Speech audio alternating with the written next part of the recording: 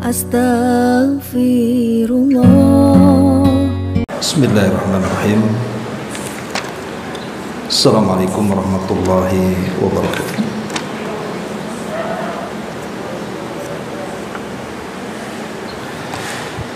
Alhamdulillah wassalatu wassalamu ala rasulillah wa ala alihi wa sahbihi wa mawalah wa la hawla wa la quwata illa billahi wa ba'd. Alhamdulillah, di pagi menjelang siang ini kembali kita bisa berkumpul untuk thalabul ilmi di Masjid Nurul Hidayah Uskop Karini. Salawat dan juga salam kita hadiahkan kepada Rasul kita Nabi besar Muhammad sallallahu alaihi wa alihi wasallam. Baik, kita akan lanjutkan kajian kita, masih membahas kitab 175 Jalan Menuju Surga, dan kita masuk pada halaman ke-81 di poin ke-31, sebab-sebab turunnya ampunan. Nabi sallallahu alaihi wasallam bersabda di sini, inna min maujibatil maghfirati badlu as-salami wa husnul kalam. Sesungguhnya di antara sebab-sebab turunnya ampunan dari Allah adalah menyebarkan salam dan berbicara dengan kata-kata yang baik. Ma'asyiral muslimat yang dimuliakan Allah Subhanahu wa taala, bab ini ingin menjelaskan kepada kita tentang sebab-sebab kita mendapatkan ampunan dari Allah Subhanahu wa taala. Kita tahu bahwa ampunan Allah Subhanahu wa taala itu sangatlah luas.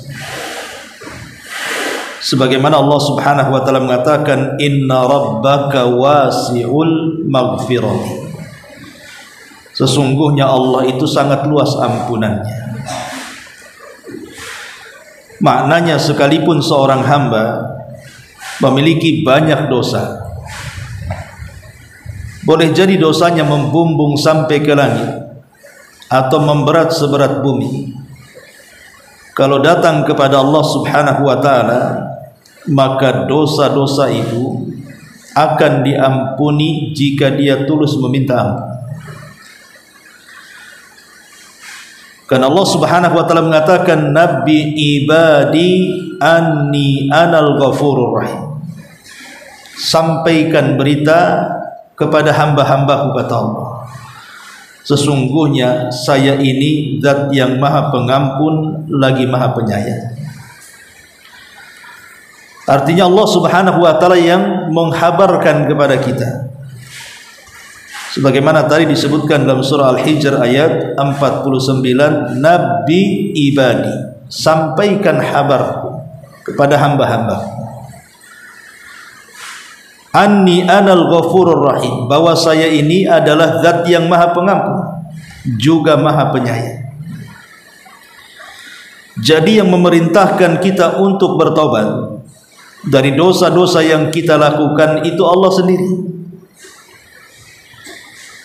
Bahkan Allah Subhanahu wa taala sangat benci kalau ada orang yang berdosa, saking banyak dosanya putus asa sehingga tidak mau minta ampun. Allah mengatakan, qul ya ibadiyalladzina asrafu ala anfusihim la taqnatu min rahmatillah innallaha yaghfirudz dzunuba jami'a innahu huwal ghafurur rahim. Dalam surah Az-Zumar ayat 53, wahai hamba-hambaku, katakan ya Muhammad, wahai hamba-hambaku, yaitu orang-orang yang sudah melampaui batas diri-diri mereka, akibat banyak dosa yang dilakukannya. La taqnatu min rahmatillah, jangan putus asa dari kasih sayang Allah. Kenapa? Karena Allah mengampuni semua dosa, dan Dia adalah Zat yang Maha Pengampun lagi Maha Penyayang. Dari sini kita tahu bahwa ampunan Allah itu luas. Sebesar apapun dosa Allah akan ampuni. Bahkan Allah tidak suka dengan orang yang putus asa untuk meminta ampun. Ma'asyiral muslimat yang dimuliakan Allah Subhanahu wa taala.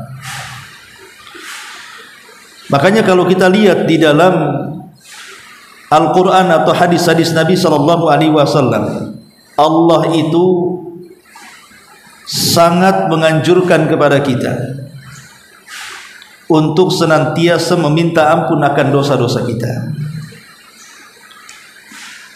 Seperti contohnya Allah Subhanahu wa taala mengatakan di dalam surah An-Nisa ayat 106, wastaghfirillaha innallaha kana ghafurar rahim.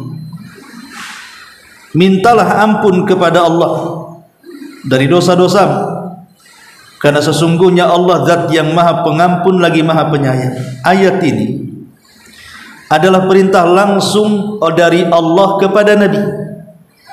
Jadi Allah memerintahkan Nabi kita Muhammad sallallahu alaihi wasallam untuk senantiasa istighfar, meminta ampun akan dosa-dosanya kepada Allah Subhanahu wa taala. Lalu dosa apa yang dilakukan Nabi? Sehingga Nabi SAW harus setiap hari mengucapkan astagfirullah itu setiap harinya paling tidak sekitar 70 sampai 100 kali. Dan itu setiap hari sampai beliau wafat. Dosa apa yang dilakukan Nabi SAW sebenarnya? Kita katakan bahwa istighfar itu bukan karena masalah dosa. Istighfar itu bukan hanya semata-mata masalah dosa, tapi istighfar itu juga dilakukan karena kelalaian. Boleh jadi kita lalai sholat, sudah sholat tapi mungkin tidak khusyuk sholatnya, sudah sholat tapi mungkin kurang tumakninah sholatnya, baca Quran belum becus tajwidnya, belum bagus suaranya, belum baik tahsinnya, atau mungkin berpuasa lisannya masih berdusta, menggibah dan yang semacamnya. Terkadang kita ada kelalaian dalam ibadah. Jadi istighfar itu tidak mesti kalau kita berzina baru istighfar, kalau kita judi baru istighfar, kalau kita minum khamar baru istighfar, kalau kita melakukan dosa baru istighfar. Tidak, istighfar juga bicara soal kelalaian dalam ibadah.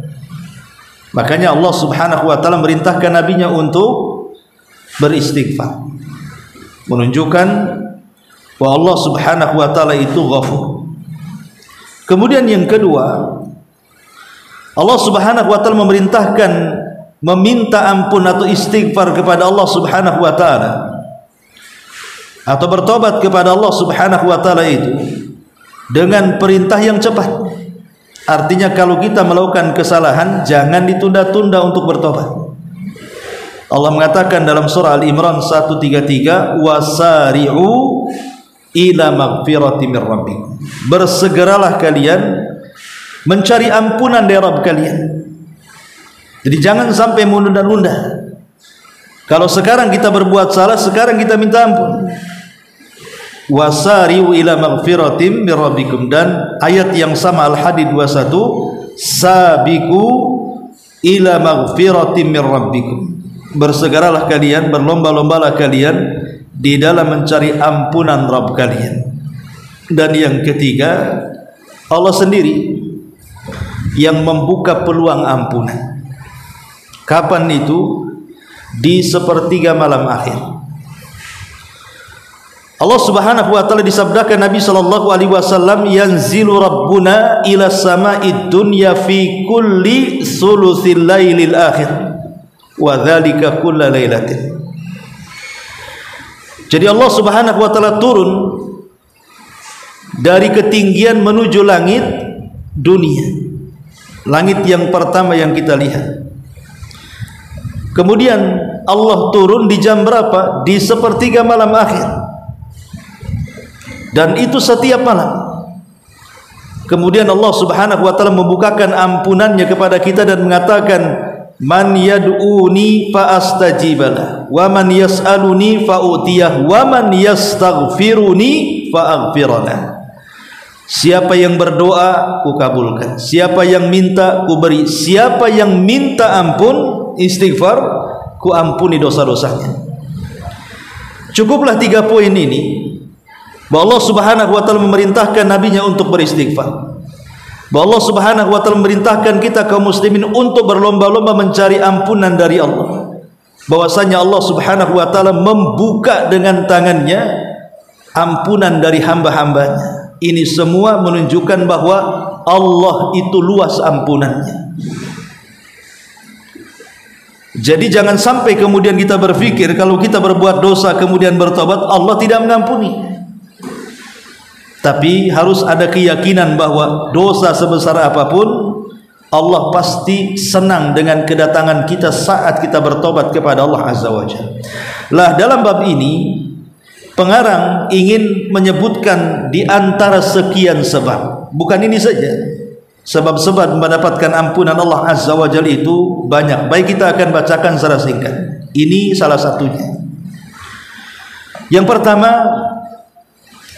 tentu sebagaimana yang sudah saya katakan di awal, kalau ingin mendapatkan ampunan dari Allah Subhanahu wa taala, perbanyak istighfar. Perbanyak istighfar. Ini sebab pertama. Kemudian yang kedua, menjaga sholat. Maksudnya sholat 5 waktu. Karena Nabi SAW pernah mempermisalkan sholat 5 waktu itu dengan sungai. Apa kata Nabi SAW? Ara'aitum law anna nahran bi babi ahadikum. Bagaimana pendapat kalian, kata Rasul, kalau di depan rumah ibu itu ada sungai? Buka pintu saja sudah sungai. Seperti yang terjadi di pedesaan-pedesaan gitu ya, yang masih asri, yang belum terkena polusi. Kita lihat banyak di desa-desa kalau zaman dulu ya, itu di samping rumahnya ada sungai dan jernih sungai. Ya Nabi SAW mengatakan, bagaimana pendapat kalian kalau buka pintu saja sudah ada sungai itu, dan sungainya sangat jernih sekali, langsung dari sumbernya, belum ada kotoran dan polusi. Kemudian kata Nabi SAW, yaghtasilu minhu kulla yaumin 5 marratin, dan kalian mandi setiap hari 5 kali. Jangan mandi 5 kali, 2 kali saja kalau betul mandinya, bukan gaya bebek ya,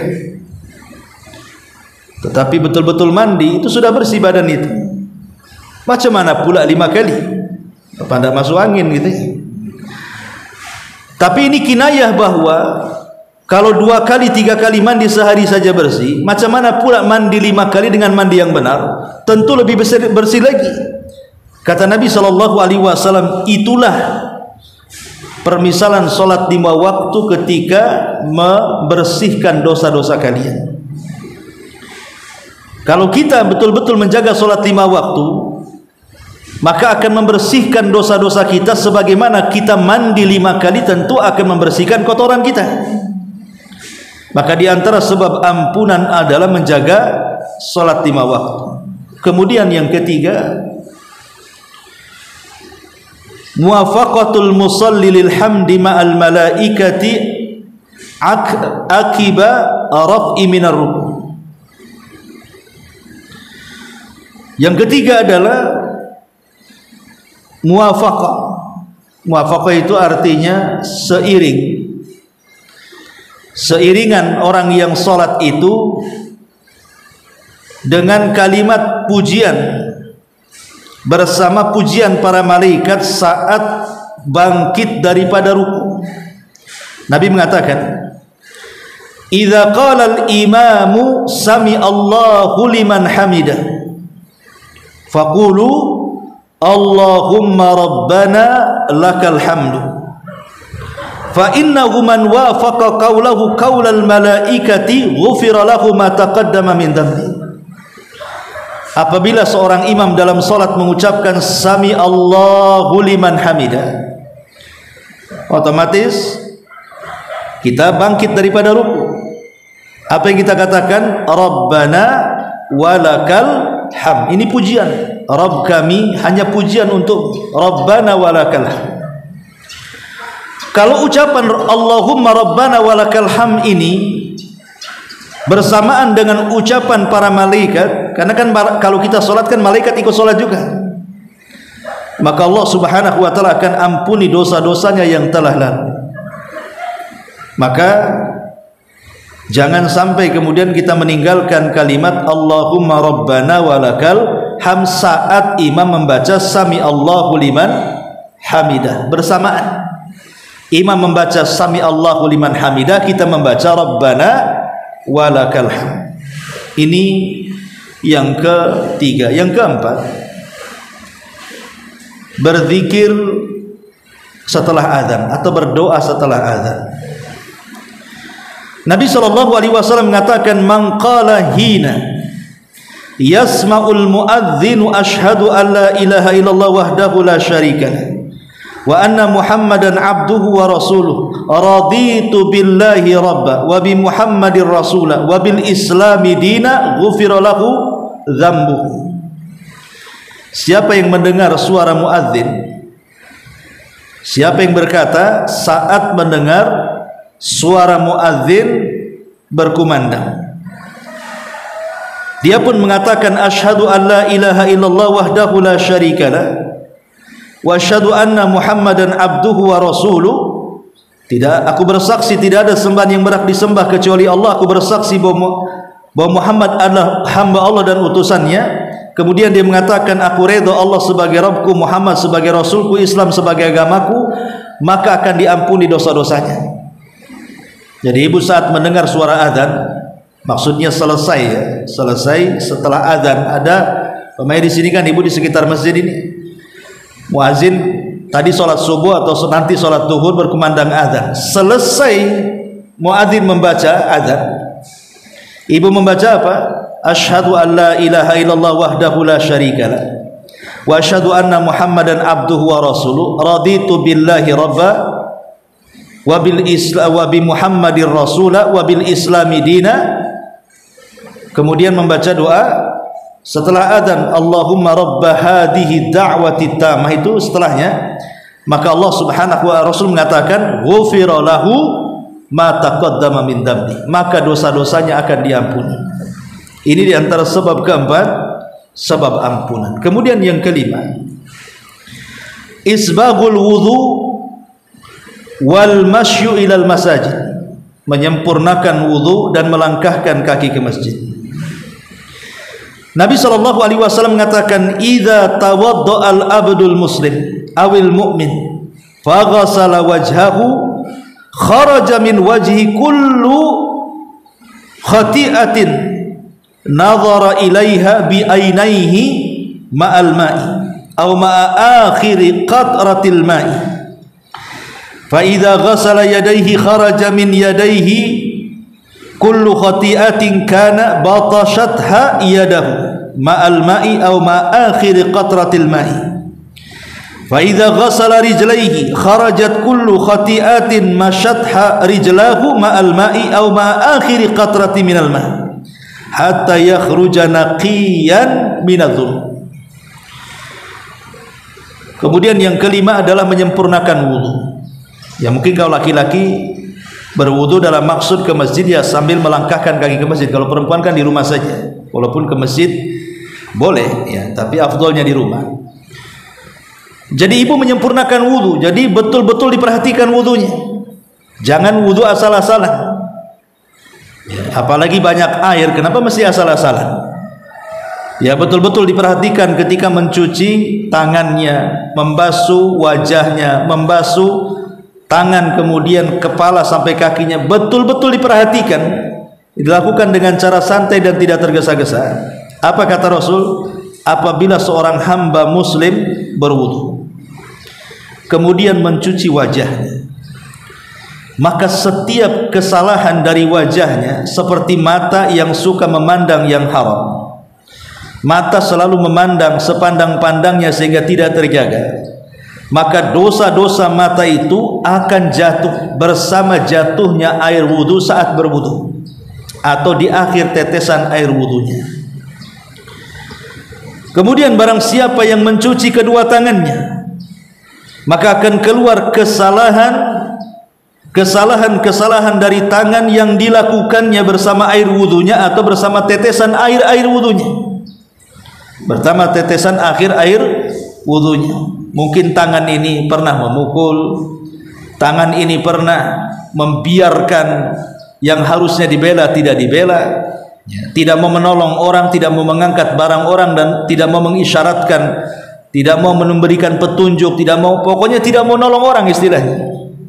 Ada kecelakaan, bukannya berhenti dibantu, lewat saja kan gitu. Mungkin tangan kita banyak berdosa, tapi dengan wudu ini kesalahan tangan kita bisa dihapuskan dosa-dosanya dengan seiring air wudu yang menetes dari tangan kita. Kata Nabi, dan barang siapa yang mencuci kedua kakinya, mungkin ibu kakinya dilangkahkan ke tempat gibah ke tetangganya atau ke kawannya, entah untuk menggibah, untuk mendusta, untuk berzalim, menghina, mencaci, memaki, mengadu domba, pokoknya kakinya dilangkahkan entah kemana, ke tempat-tempat haram. Maka apabila dia mencuci kedua kakinya, keluar kesalahan-kesalahan kaki yang dilangkahkannya bersama air wudu atau akhir tetesan air wudunya, sampai betul-betul selesai keluar wudunya, dia pun bersih dari dosanya.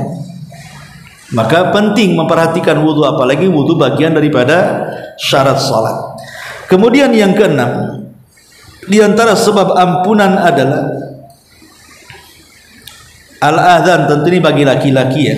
Kalau bagi perempuan bisa saja adzan sendiri, qomat sendiri, sholat sendiri, tidak pula kemudian pakai pengeras suara, tidak perlu. Boleh perempuan wanita azan di rumahnya saja, tapi tidak usah buka jendela kemudian sengaja dikencangkan ke jendela tetangganya. Ya cukup dirinya saja dan keluarganya yang mau sholat gitu. Laki-laki kan ke masjid. Maka seorang muadzin untuk melaksanakan sholat 5 waktu itu, Nabi SAW mengatakan, innallaha wa malaikatahu yusalluna ala saffil muqaddam wal muadzin. Di sini wal muadzin yughfar lahu madda sautihi, dan seorang muadzin akan diampuni dosanya sejauh suaranya didengar manusia. Makin kencang suaranya makin banyak ampunannya. Makanya ibu kalau punya anak laki-laki, ajari adzan supaya dia menjadi muadzin di salah satu masjid atau mushola, karena adzan itu bagian daripada asbab maghfirah. Kemudian yang nomor 7, taqwallahi azza wa jalla, bertakwa kepada Allah subhanahu wa ta'ala. Dan takwa itu artinya khauful abdi minallah fi sirri wal alan. Jadi hakikat takwa itu perasaan yang tertanam, rasa takut yang tertanam dalam hati, baik ketika ibu sendiri ataupun ketika ibu berada di keramaian. Jadi kalau ibu bisa menanamkan perasaan takut kepada Allah, baik ketika ibu sendiri atau dikala ibu berada di keramaian, tetap ibu menanamkan perasaan takut, berarti ibu seorang yang bertakwa. Karena ada orang yang ketika di keramaian orang, dia tidak akan bermaksiat karena malu dipandang orang. Tapi saat ibu bersendirian, ibu bermaksiat dengan handphonenya. Entah memandang sesuatu yang tidak boleh dipandang, entah melihat sesuatu yang tidak layak dilihat, entah menulis sesuatu yang tidak boleh ditulis, entah menyebarkan sesuatu yang tidak boleh disebarkan saat sendirian. Maka ketika di keramaian dia tidak maksiat, saat sendirian dia maksiat, itu bukan takwa artinya. Karena takwa itu menanamkan perasaan takut saat ibu sendiri ataupun di keramaian. Dan Nabi SAW mengatakan, dan Allah mengatakan dalam surah Al-Anfal ayat 29, ya ayyuhalladzina amanu in tattaqullaha yaj'al lakum furqana wa yukaffir ankum sayyi'atikum wa yaghfir lakum wallahu dzul fadlil azim. Wahai orang-orang yang beriman, bertakwalah kepada Allah. Allah akan jadikan kalian pembeda antara hak dan yang batil. Allah akan hapuskan kesalahan kalian. Allah akan ampuni dosa-dosa kalian. Jadi takwa itu menyebabkan ampunan Allah. Kemudian yang kedelapan, berdoa setelah wudu. Berdoa setelah wudu. Nabi SAW mengatakan, ma minkum min ahadin yatawadda'a fayublighu aw yusbighu al-wudu'a thumma yaqulu asyhadu an la ilaha illallah wa anna muhammadan abduhu wa rasuluh illa futihat lahu abwabul jannah ats-tsamaniyah yadkhulu min ayyi sya'ah, kata Rasul. Siapa di antara kalian berwudu dan dia sempurnakan wudunya, kemudian selesai berwudu dia ucapkan kalimat ini, asyhadu an la ilaha illallah wa anna muhammadan abduhu wa rasuluh. Cukup dua kalimat syahadat ini, kecuali pintu-pintu sorga yang 8 akan dibuka kepadanya. Kalimat pintu-pintu sorga akan dibukakan kepadanya menunjukkan apa? Menunjukkan orang yang masuk sorga itu tidak punya dosa. Karena kalau punya dosa itu nggak akan bisa masuk sorga, kecuali kalau memang dapat syafaat atau rahmat dari Allah Subhanahu wa ta'ala. Kemudian yang nomor 9, berzikir pada setiap saat. Nabi SAW mengatakan, ma'alal ardi ahadun yaqulu la ilaha illallah wallahu akbar wala haula wala quwata illa billah illa kuffirat anhu khatayahu walau kanat mithla zabadil bahri.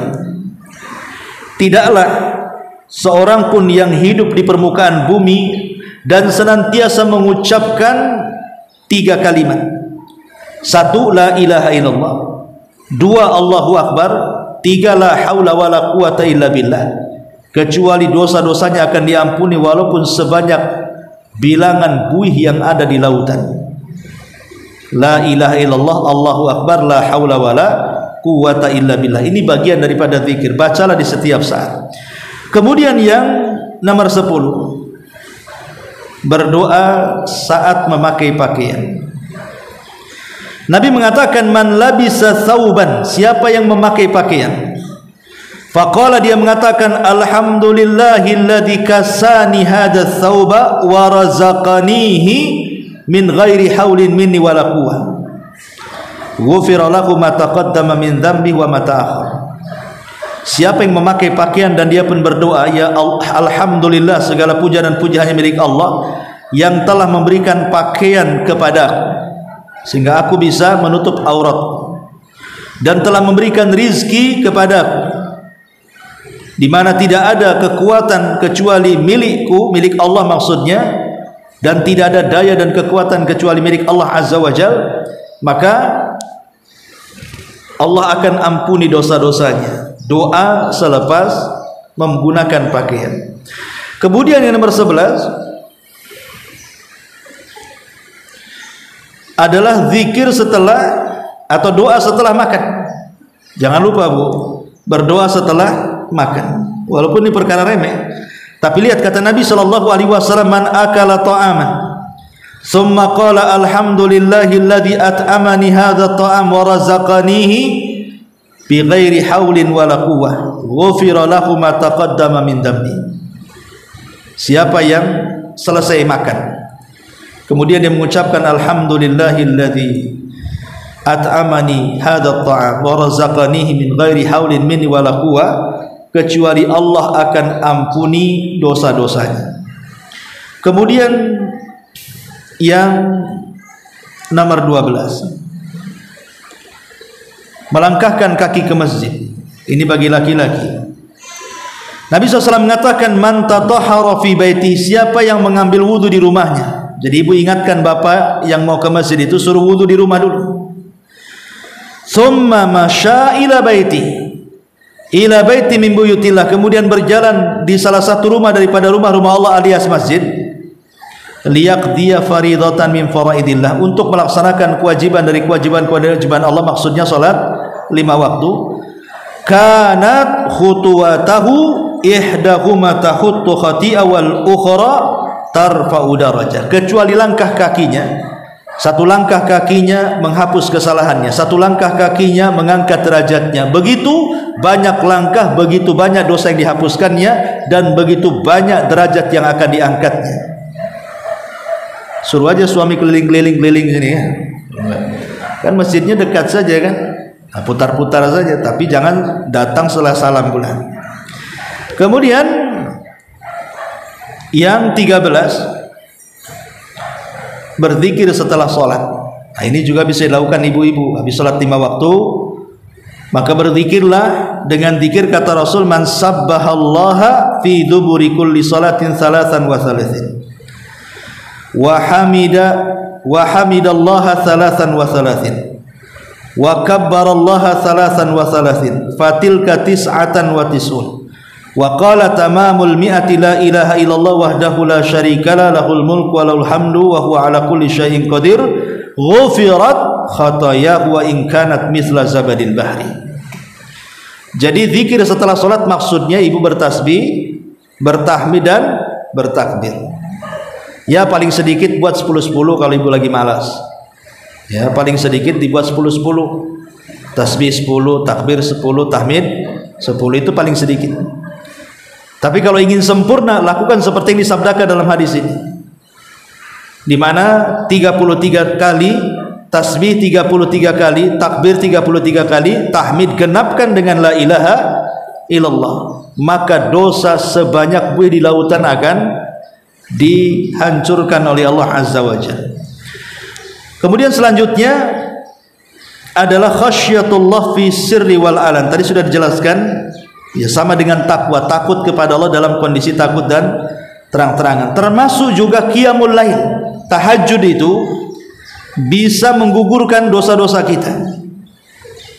Karena Rasul yang mengatakan alaikum bi qiyamil lail fa innahu da'bus salihin qablakum wa huwa qurbatun ila rabbikum wa mukaffir wa huwa qurbatun ila rabbikum wa mukaffiratun lisayyiatikum wa manhakum lil itsmi. Wajib saya anjurkan kalian untuk senantiasa menegakkan qiyamul lail. Ingat, qiyamul lail beda dengan tahajud. Qiyamul lail itu lebih umum dibandingkan tahajud, karena setiap tahajud qiyamul lail, tidak setiap qiyamul lail harus tahajud, ya. Qiyamul lail itu orang yang melakukan 5 perkara atau salah satu dari 5 perkara, dia sudah qiyamul lail. Pertama, berdoa setelah bangun tidur. Kemudian yang kedua, berwudu. Kemudian yang ketiga, salat. Kemudian yang keempat, baca Quran. Dan yang kelima, berdoa. Yang kelima, istighfar, meminta ampun kepada Allah Azza wa Jalla. Pertama, berdoa atau berzikir setelah bangun. Kemudian yang kedua, berwudu. Yang ketiga, salat, tahajud. Kemudian yang kelima, qiraatul Quran. Kemudian yang terakhir, istighfar, meminta ampun. Kalau memang ibu tidak bisa melaksanakan 5-5-nya, ambil salah satunya. Ibu bisa tahajud saja, ibu bisa baca Quran saja, ibu bisa istighfar saja, ibu ambil wudhu saja, kemudian tidur lagi. Namanya ibu terbangun tengah malam, ya memang tidak ada niat tahajud, hanya terbangun karena ingin kencing kedinginan, maka sambil kencing, habis kencing ibu bisa berwudhu kemudian tidur lagi, kan? Atau bisa ibu baca istighfar 3 kali, itu sudah dianggap qiyamul lail gitu. Maka Nabi SAW mengatakan alaikum bi qiyamil lail, jagalah oleh kalian qiyamul lail, karena qiyamul lail itu adat istiadat orang-orang soleh sebelum kalian. Dan qiyamul lail itu cara mendekatkan diri kalian kepada Rabb kalian, cara menghilangkan kesalahan kalian, dan cara menggugurkan dosa-dosa kalian. Menunjukkan qiyamul lail bagian daripada asbab maghfiratul dzunub. Kemudian yang selanjutnya juga adalah as-sabru 'alal bala, sabar ketika dapat ujian. Sabar ketika dapat ujian. Ujian macam-macam, entah ujian kesehatan, ujian ekonomi, ujian anak-anak, ujian suami, ujian tetangga, macam-macam kan ujian itu. Ibu sabar, maka kesabaran itu akan membuahkan hasil di mana tanpa sadar ibu tidak banyak beramal soleh, tapi dosa-dosanya sudah diampuni. Sabar itu tidak harus seperti sholat. harus berwudu kemudian capek gitu ya, jungkir balik dengan bacaannya, tidak harus lapar dengan puasa dari pagi sampai sorenya, tidak harus dengan haji, tidak. Sabar itu diam saja, karena sabar itu bukan amalan badan, sabar itu amalan hati. Makanya diam saja, hati yang beramal. Dengan cara apa? Memasrahkan seluruh urusan kepada Allah. Kalau itu bentuk musibah, kita katakan inna lillahi wa inna ilaihi raji'un, dan itu diletakkan dalam hati kita. Oh, semua datang dari Allah, ya sudah, terserah Allah. Kemudian juga di antara hal-hal yang bisa menghilangkan ataupun sebab-sebab ampunan adalah salat sunnah, terutama sunnah rawatib yang 12 itu. Kemudian juga termasuk tatawu saum, puasa sunnah. Apakah puasa Arafah kemarin, Dzulhijjah, yang menghapuskan dosa setahun yang lalu dan dosa tahun kemudian, ataupun puasa Muharram yang menghapuskan dosa setahun gitu ya, atau puasa-puasa yang lainnya. Maka puasa sunnah itu bagian daripada sebab seseorang mendapatkan ampunan dari Allah Subhanahu wa taala. Termasuk salat sunnah 2 rakaat setelah wudu. Ibu wudu masih basah, belum kering, 2 rakaat setelah wudu, maka 2 rakaat setelah wudu bagian daripada amalan yang menyebabkan ampunan. Termasuk juga ibu berwudu sebelum tidur. Berwudu sebelum tidur, maka sepanjang tidur ibu itu akan didoakan ampunan oleh para malaikat, agar dosa-dosa kita diampuni, dan malaikat mengatakan, ya Allah ampuni orang ini, ya Allah rahmati orang ini. Termasuk juga mengasihi hewan yang ibu sayang. Paham ibu sayang kucing, ya tentu ya sayang hewan lah, tidak mesti kucing, pokoknya sayang sama kambing sayang. Ya sayang di sini maksudnya ya merawat mereka, tidak menyiksa mereka. Kalaupun harus menyembelih, pisaunya yang tajam, tidak boleh kemudian diperlihatkan kepada kawan-kawannya saat penyembelihan, dan begitu seterusnya. Sebagaimana dhabit syariah, maka penyayang binatang itu juga salah satu dari penghapus dosa. Termasuk juga doa kafaratul majlis yang sering kita baca, subhanakallah bihamdika asyhadu an la ilaha illa anta astaghfiruka wa atubu ilaik. Ini doakan tidak mesti habis setelah pengajian selesai. Bisa saja ibu selepas ya berdua bertiga ngobrol di mana gitu ya, ngobrolnya terlalu lama gitu, mungkin sejam 2 jam, apa yang diobrolkan? Yang namanya ngobrol bu, terkadang keluar kalimat-kalimat yang tidak pantas, menyinggung, merendahkan, menghina, ghibah dan yang semacamnya. Maka doa kafaratul majlis itu bisa menghapuskan doa majlis, dan itu sebab dari ampunan Allah Subhanahu wa taala. Termasuk juga musafahah, salaman saat berjumpa dengan kawannya. Ya, ibu ketemu kawannya, salam, ambil tangannya, salam seperti ini. Makin lama ibu tidak melepaskan, makin banyak dosa yang digugurkan. Ini sama-sama paham, yang satu paham, yang didium saja sampai dari pagi sampai sore. Ya biar ini. Tapi kalau nggak paham kan langsung dilepas. Tapi intinya bahwa salaman itu dengan memegang tangan. Kata Nabi SAW, ma min muslimaini yaltaqiyani fayatasafahani. Kata Rasul, tidaklah 2 orang muslim berjumpa kemudian saling memegang, berjabat tangan. Kemudian kata Rasul sallallahu alaihi wasallam, illa ghufira lahuma qabla an yatafarraqa. Sebelum keduanya berpisah, maka semakin lama tidak berpisah, maka semakin banyak ampunan yang dicurahkan. Kemudian juga di antara sebab ampunan dosa adalah al-afu anin nas, memaafkan manusia. Kemudian bersedekah juga bagian daripada ampunan Allah. Kemudian juga membaca amin dalam salat bersamaan dengan imam. Kemudian juga doa dengan sayyidul istighfar. Ya, termasuk juga yang paling penting adalah tauhidullahi azza wajal, mentauhidkan Allah Subhanahu wa taala. Lah, di dalam hadis yang kita baca dan banyak lagi ya, di sini disebutkan 2 sebab. Sebab ampunan Allah Subhanahu wa taala adalah badlus salami wa husnul kalam. Ini satu paket. Badlus salam artinya menampakkan kebahagiaan wajah, menyampaikan salam Yang kedua, berbicara dengan baik. Itu dua-duanya menampakkan keindahan wajah. Karena ucapan salam terkeluar dari lisan, dan ucapan yang baik juga terkeluar dari lisan. Bahkan ucapan salam itu salah satu kalimat yang kata Rasul bisa merekatkan hubungan persaudaraan. Kata Rasul, kalian tidak mungkin masuk surga kecuali kalian beriman. Kalian tidak mungkin beriman kecuali kalian saling mencintai, dan tidak mungkin kalian saling mencintai kecuali menyebarkan salam, kata Rasul. Dari sini kita tahu bahwa salam ini luar biasa, bisa merekatkan hubungan persaudaraan. Dan yang lebih luar biasa lagi, setelah mengucapkan salam adalah mengucapkan kalimat-kalimat yang santun, kalimat-kalimat yang indah dan tidak asal bicara. Inilah diantara sebab-sebab ampunan yang dijadikan poin oleh pengarang sebagai jalan menuju surga Allah Azza wa Jalla. Baik, sampai di sini kita berhenti. Sebelum saya tutup, silakan boleh bertanya.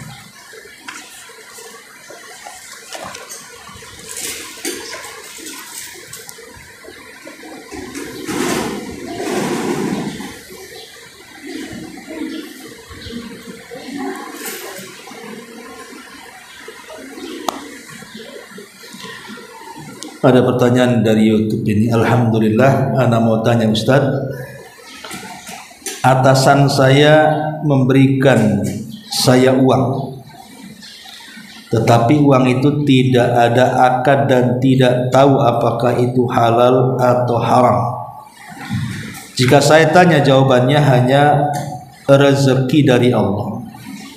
Apakah saya terima uangnya? Ya, terima sajalah. Yang jelas dipastikan uang itu bukan uang korupsi, dipastikan uang itu bukan uang haram, ya, dan dia tulus untuk memberikannya dan tidak ada kecurigaan. Kecurigaan yang lainnya, memang dia ingin berbagi rezeki umpamanya kan. Bukan dia saja yang diberi, yang lain juga sama gitu. Ya, tidak ada masalah. Wallahu a'lam.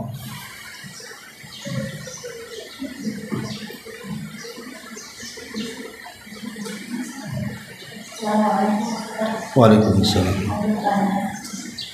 Tadi Ustaz mengatakan bahwa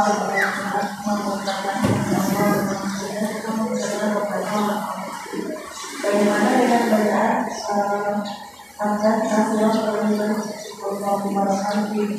Apakah benar ini boleh diucapkan atau hanya saat kasus kalau tidak ada orang yang bisa?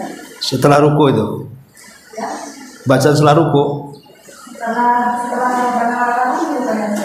Iya, maksudnya ketika ruku, ketika sami Allah liman hamidah, kan Allahumma rabbana walakal hamdan katsiran thayyiban barakan, tidak ada masalah, memang betul ada riwayatnya.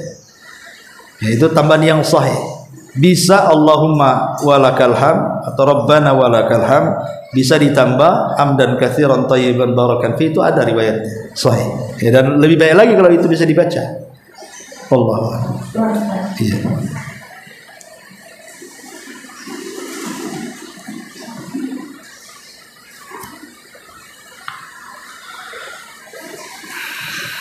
Baik, kalau tidak ada,